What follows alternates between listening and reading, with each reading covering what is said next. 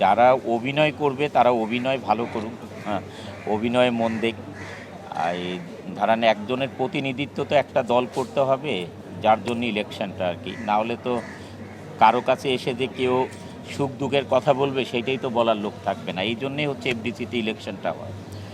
আর আমরা আমি নিজেও ধরেন 23, 24, 25 আমার ছবি রিলিজ হয়নি, 26-এ রিলিজ হবে নেত্রী দ্য লিডার। তারপর ইকবাল ভাইয়ের ছবিটা আছে আর লিলি আল্ট্রাসফট সিরাম জেল, যা গভীর থেকে স্কিনে দেয় 3 গুণ সিরাম হাইড্রেশন। সিরাম জেল হাইড্রেশনে ব্রাইট থাকো সব সিজনে।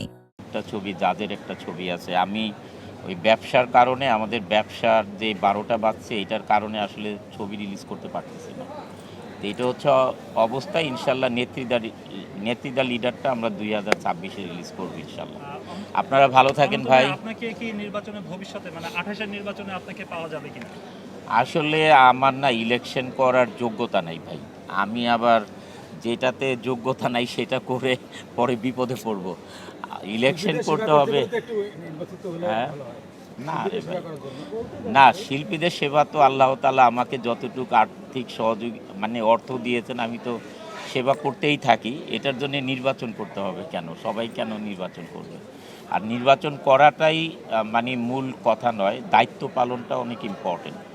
অনেকে আছে ইলেকশন করে মানে তারপরে আর দায়িত্ব পালন করে না, এতে করে তারও বদনাম হয়। আর যেই ইলেকশন করে সেই পদটা ক্যারি করে সেইখানেও তাদের একটা ঘাটতি থেকে যায়। বরং যে সময় দিতে পারবে এইখানে তারই ইলেকশন করা উচিত আমি মনে করি।